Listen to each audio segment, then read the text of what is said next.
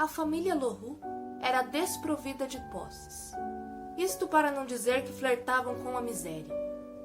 A viúva, mãe de 5 filhos, Justine, vendia brioches para sobreviver. Mesmo assim, a família quase nunca tinha comida o suficiente. Moravam numa casa minúscula e no inverno dormiam todos amontoados para tentar se aquecer. Os moradores da cidade, comovidos com a situação daquela jovem mãe, resolveram dar um presente para a família. Naquele ano, Justine e seus filhos passariam a noite de Natal no chalé que pertencia à igreja matriz. O chalé não era luxuoso, mas com certeza era o mais aconchegante que aquela família já havia visto. No cômodo principal havia uma lareira e também uma bela vista para o lago congelado. Do lado de fora, um pequeno pier prendia uma singela embarcação. Ao chegarem no local, Justine e os filhos deram uma volta completa pelo chalé, observando maravilhados tudo o que poderiam desfrutar naquela noite. A caçula, inquieta, se embrenhou por um dos quartos e começou a revistar tudo, abrindo cada gaveta de uma velha escrivaninha. A primeira gaveta não continha nada além de pó, assim como a segunda. Na terceira, no entanto, Cosette encontrou um pequeno pedaço de papel, todo amassado. Curiosa, pediu para que um dos seus irmãos mais velhos lesse o que havia escrito. Eles aparecem quando as luzes se apagam. O irmão não deu muita importância. Quando a menina perguntou o que aquilo significava, ele disse que, sei lá, talvez fossem vagalumes. Próximo à meia-noite, Justine arrumou uma bela mesa com tudo o que haviam ganho dos membros da igreja. Torradas, queijos e um belo peru recheado. A família toda rezou, de mãos dadas ao redor da mesa. E naquele Natal, comeram e saborearam vários pratos como nunca haviam feito antes, com os olhos marejados de alegria. Após a farta ceia, Justine contou algumas histórias de Natal para os filhos, ao pé da lareira. Acabaram adormecendo ali mesmo, juntos e felizes. Menos Cosette. Eles aparecem quando as luzes se apagam. Nas pontas dos pés foi até a cozinha, onde pegou um pequeno pote de vidro. Tão eufórica que parecia ignorar o frio da madrugada, Cosette foi até a embarcação, pulou para dentro dela e com a ajuda de um remo conseguiu afastar o barco da margem do pier. Mas só alguns metros antes que o remo escorregasse de sua mão e caísse dentro da água.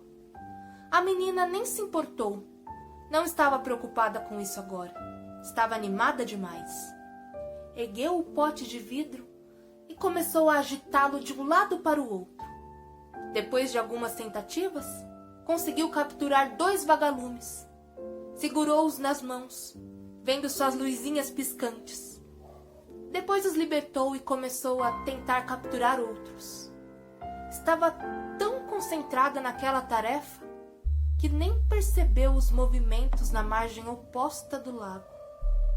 Cosette apenas notou quando o som de gravetos se partindo ecoou, como se alguém caminhasse por entre a densa vegetação da beira do lago.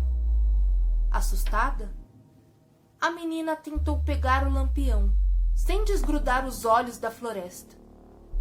Mas suas mãozinhas estavam tão enrijecidas pelo frio que ela acabou derrubando o lampião na água.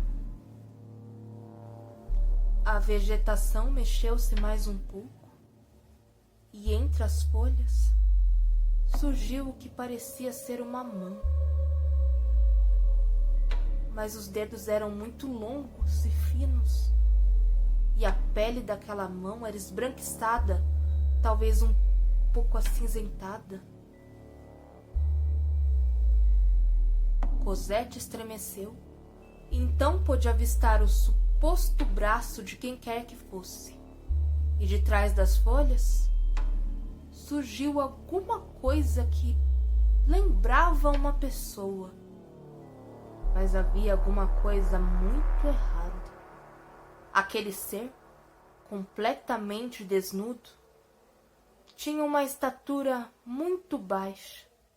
A pele parecia leitosa, opaca, e os membros finos e extremamente longos eram incoerentes com o minúsculo corpo oval.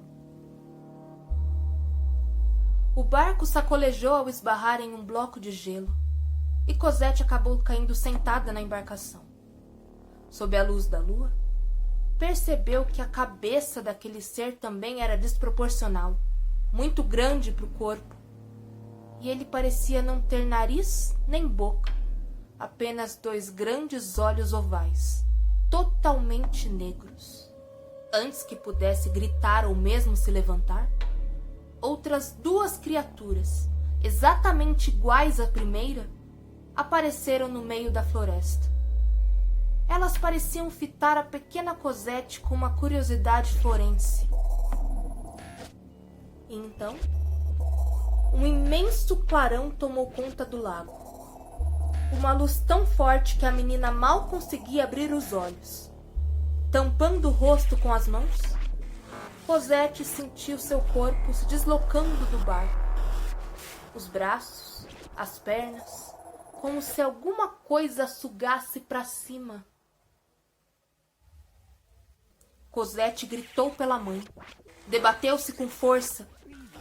O lago foi lançado novamente no breu da madrugada. E um silêncio sepulcral procedeu àquela luz tão intensa.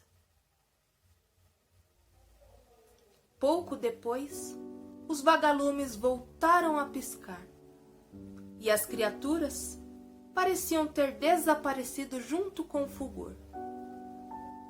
Quando os primeiros raios de sol iluminaram o chalé e Justine despertou, satisfeita do que acreditava ter sido a melhor noite de sua vida, uma singela embarcação chacoalhava no lago ao lado, contendo, dentro dela, o corpo já sem vida da pequena criança, colocada cuidadosamente no chão da embarcação, com os olhos e os órgãos removidos cirurgicamente.